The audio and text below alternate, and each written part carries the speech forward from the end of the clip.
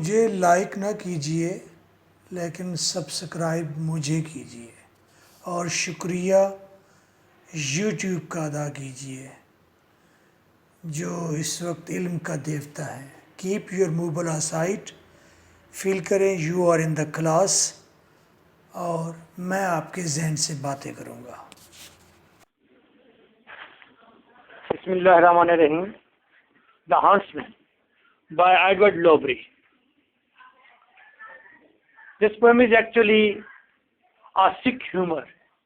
ये एक अजीबोगरीब सा मज़ा इस पोएम के अंदर आपको मिलेगा। एक कागवा नामी आदमी है जो जंगल में शिकार किया करता है। ही इज़ अ हंटर, शिकारी है। लेकिन एक बार उसे एक ऐसी खोपड़ी मिलती है जो बोलती है। वो उस खोपड़ी से पूछता है कि ऐ खोपड़ी तू यहाँ कैसे पहुंची। मीन कहने का मतलब ये है कि ऐ खोपड़ी तू इस खोपड़ी की शक्ल में कैसे आई, यानी कि ऐ खोपड़ी जब तू जिंदा थी जिंदगी से मौत में कैसे कन्वर्ट हुई, कैसे तब्दील हुई, यानी कि तू कैसे मरा था आदमी, ऐ खोपड़ी तू इस हालत में कैसे आई, उसने पूछा। तो खोपड़ी ने कहा, स्कल ने कहा, मेरा बोलना मुझे जहां ले आया है।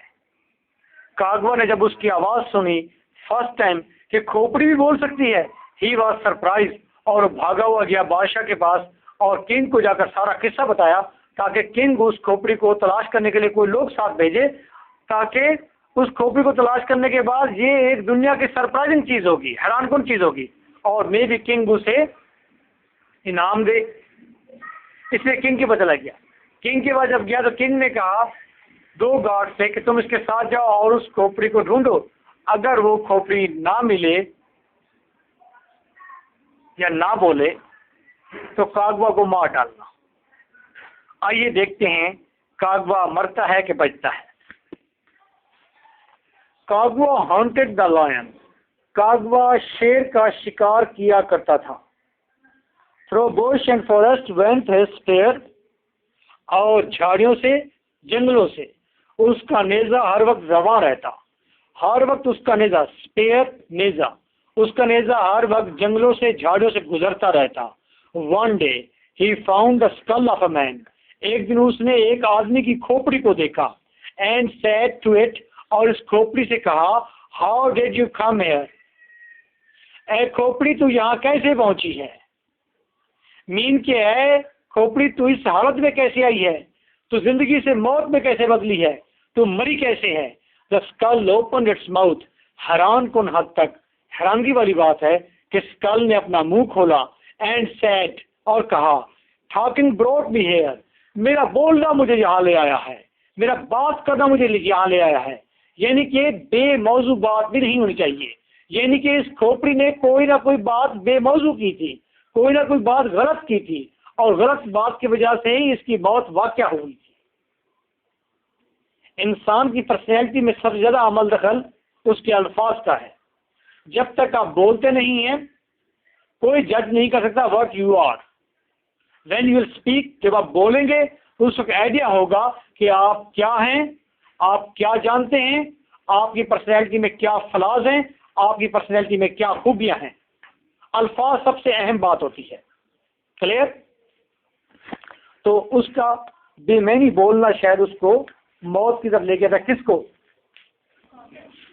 खोपड़ी को। उसने स्कल से पूछा है कि स्कल तो यहाँ कैसे पहुंचे। स्कल ने जवाब दिया, मेरा बोलना मुझे यहाँ लाया है, यानी कि मैं अपने बोलने की वजह से मौत की दुनिया में आई हूँ, मर गई हूँ। ये खोपड़ी ने जवाब दिया था। Okay, you tell me man अजर, ये खोपड़ी मेल की है फीमेल की है?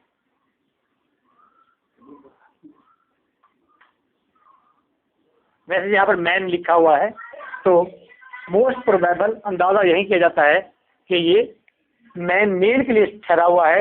ये किसी आदमी की खोपड़ी, और पॉसिबल है ये किसी इंसान के लिए भी मैन आ सकता है। कागवा horrid home.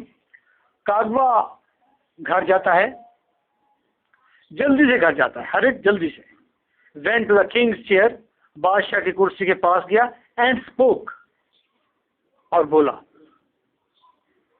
In the forest I found a talking skull. देखिए इन्वर्टेड कामाज में बात हुई है, यानी कि ये किसी की स्पीच है। ये किसकी स्पीच है? कागवा की। कागवा ने कहा, जंगल में मैंने एक बोलने वाली खोपड़ी देखी है जनाब। द किंग वॉज साइलेंट, बादशाह खामोश रहा।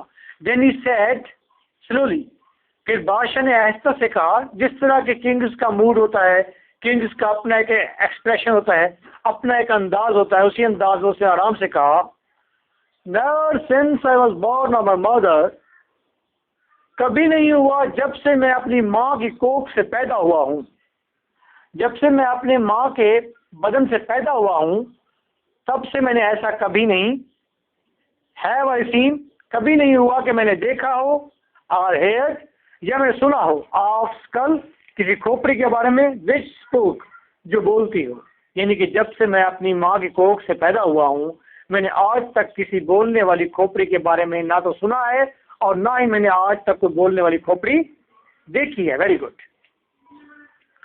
The king called out his guards, बादशाह ने अपने गार्ड्स को बुलाया, गार्ड्स मीन मुहाफिजों को बुलाया। Two of you go with him, तुम में से दो इसके साथ जाओ, एंड फाइंड टॉकिंग स्कल, और उस बोलने वाली खोपड़ी को तलाश करो।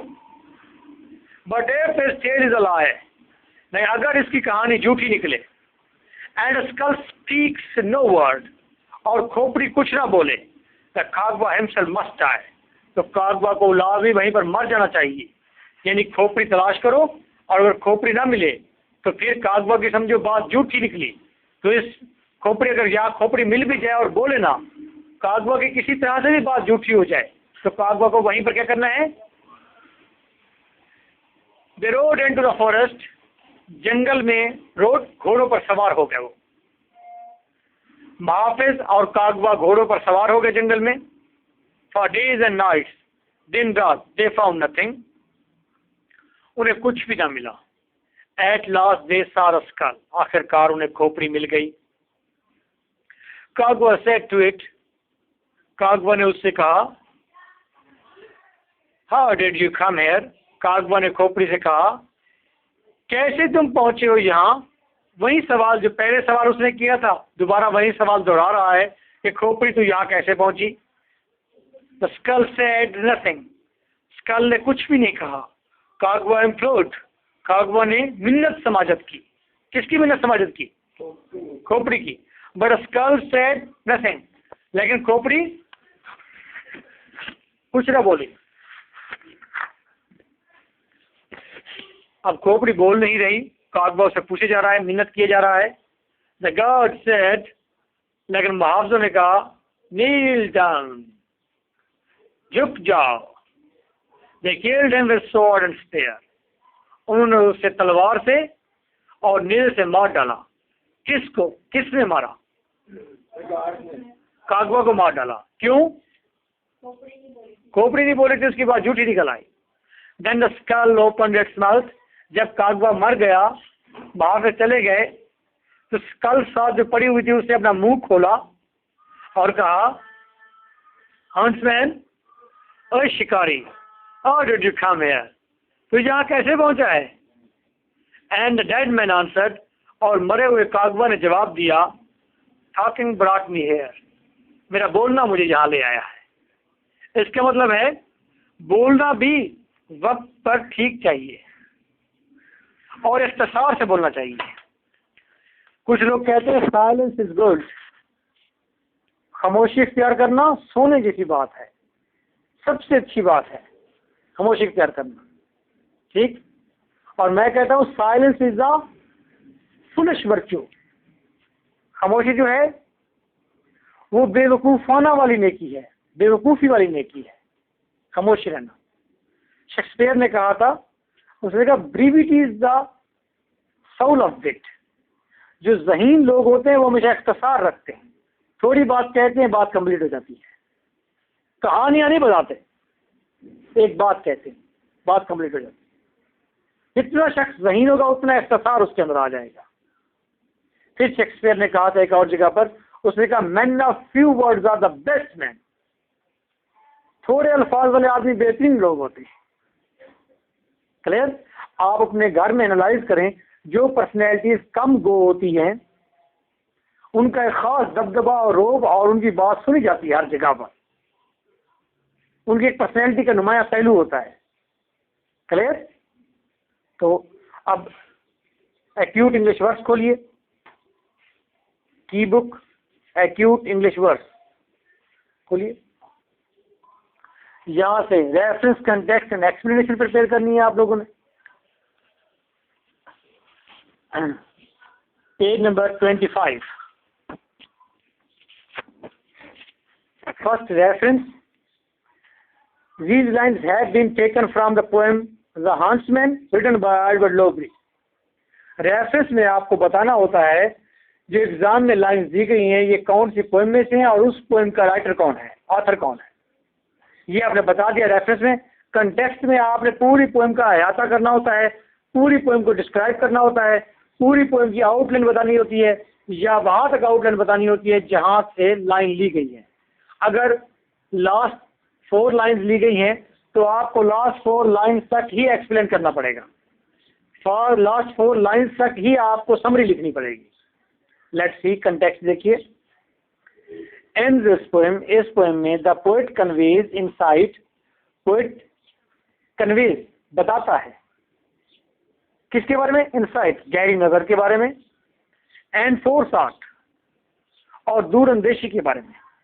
यहाँ इस पोएम में पोएट ने दूरअंदेशी की बात की है, गहरी सोच की बात की है, गहराई के साथ देखने की बात की है। The globe is full of many fools like Kagwa, और ग्लोब दुनिया सारी, ग्लोब दुनिया, दुनिया कागवा जैसे बेवकूफों से भरी हुई है। They can not be as acute as kings are, वो इतने तेज नहीं हो सकते लोग जितने के बादशाह तेज होते हैं। किंग ऐसे तो किंग नहीं होता ना, आखिर उसके अंदर विजडम होती है, अक्ल होती है, उसकी गहरी नजर होती है, हर चीज को जानता है, पहचानता है। Kagwa who is the master of situation, Kagwa वो जो सिचुएशन का मास्टर था, हर सिचुएशन को भाप लेता था, हर सिचुएशन को जानता था कि कहाँ से वो तीर चलाएगा, कहाँ से नहीं चलाएगा, कहाँ पर शिकार उसका जंप लेगा, कहाँ पर वो शिकार कर पाएगा। वो सिचुएशन का मास्टर था कागवा। बिकम्स द हंटेड, वो खुद शिकार हो गया, यानी कि शिकारी खुद शिकार हो गया है। इस तरह से अगर आप पोएम का टाइटल देखें हंट्समैन, हंट्समैन टाइटल देखकर हमें अंदाजा होता है कि ये पूरी पोएम किसी शिकार के बारे में है, शिकारी के बारे में है। शिकारी बहुत जबरदस्त शिकारी होगा, ये कोई शिकार करेगा कुछ पोएम के अंदर। लेकिन पोएम के अंदर आकर देखते हैं कि हंट्समैन खुद शिकार हो जाता है, इसे हम कहते हैं, ये जो टाइटल है ये आयरनिकल टाइटल है, आयरनिकल इसे कहते हैं। आयरनिकल का मतलब ये होता है कि टाइटल जो कुछ बता रहा है अंदर उसके उलट हुआ है कुछ।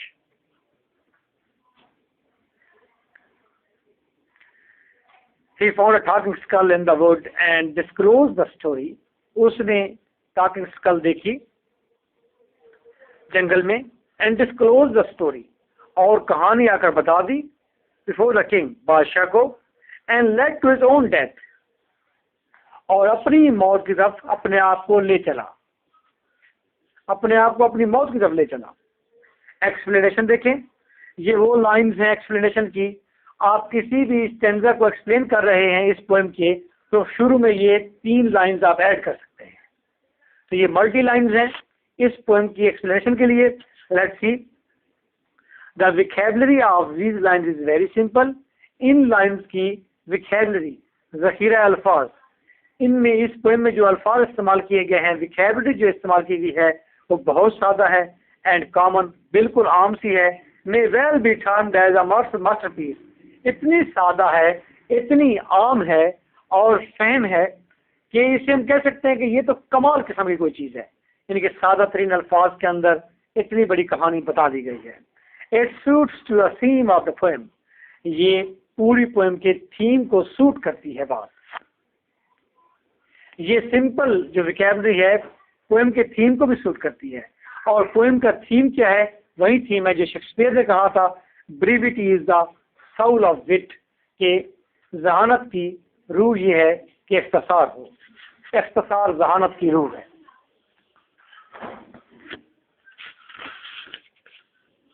Now you have to see comment, line to line explanation आप खुद करेंगे, बुक में लिखी हुई है, इसके बाद आपने रीड करना शुरू कर देनी है। तो कमेंट्स देख लें लास्ट। द ड्रामेटिक पोएम, ये जो ड्रामाई अंदाज में पेश की गई पोएम है, जिस तरह आपने पहले पैट्रियट इनटू थिएटर पोएम पढ़ी थी, that was a dramatic monologue, और ये पोएम भी ड्रामेटाइज की गई हो। जैसे ये मोनोलॉग तो नहीं है, लेकिन ऐसे लगता है जैसे ड्रामे के स्टेज पर कोई खेल चल रहा हो। आपको पता होना चाहिए कि पहले जो ड्रामाज लिखे जाते थे 19th सेंचुरी से पहले जितने भी ड्रामाज लिखे जाते थे, all were in poetic form. सारे के सारे ड्रामे पोएट्री की शक्ल में होते थे, सारे ड्रामे पोएट्री की शक्ल में होते थे ड्रामे। तो ये ड्रामेटिक पोएम लगती है हमें, और कहा गया ड्रामेटिक पोएम, ये ड्रामेटिक पोएम है, नाम है इसका the huntsman, is full of suspense. इसके अंदर सस्पेंस मौजूद है। था सस्पेंस? था सस्पेंस। शायद इसके अंदर तंज भी मौजूद है, कागवा पर तंज की गई है कि कागवा बेवकूफ था। आईडी भी मौजूद है, सिचुएशन उलट गई है, ऊपर हंट्समैन था और नीचे हंट्समैन खुद ही शिकार हो गया। वर्ल्डली विजडम, इसमें दुनियावी जहानत भी मौजूद है। आपको दुनियादारी सिखाई गई है। आपको ये नहीं सिखाया गया कि जो चीज सुनो, जो चीज देखो, जो सच हो बता दो। सच को बता देना ये दुनियादारी नहीं है। दुनियादारी, वर्ल्डली विजडम ये होती है कि आप मौका को शनाख्त करके उसके बाद बोले क्या सच या झूठ है। पहले हमने यही पढ़ा है अपने बड़ों से कि हमेशा सच बोलो। अब हमने बच्चों को यह सिखाना छोड़ दिया है कि हमेशा सच बोलो, क्योंकि अब हम बच्चों को यह सिखाते हैं उस सच से वो झूठ बेहतर है जिस सच से किसी का नुकसान हो जाए।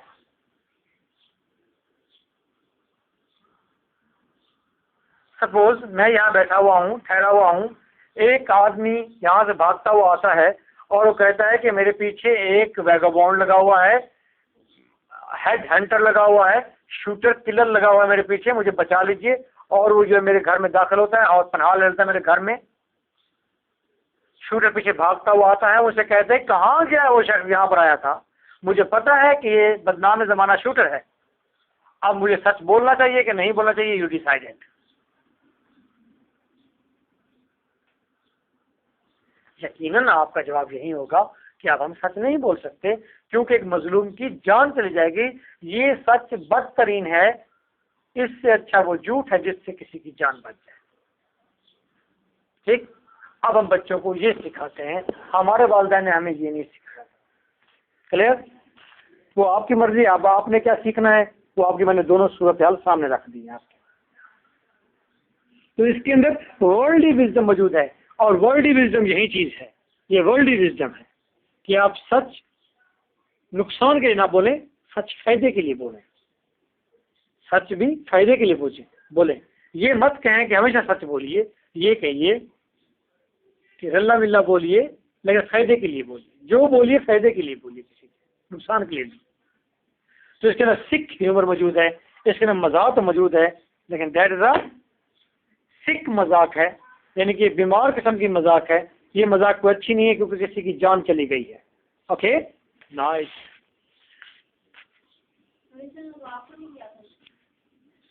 ये मेरा बताता हूँ।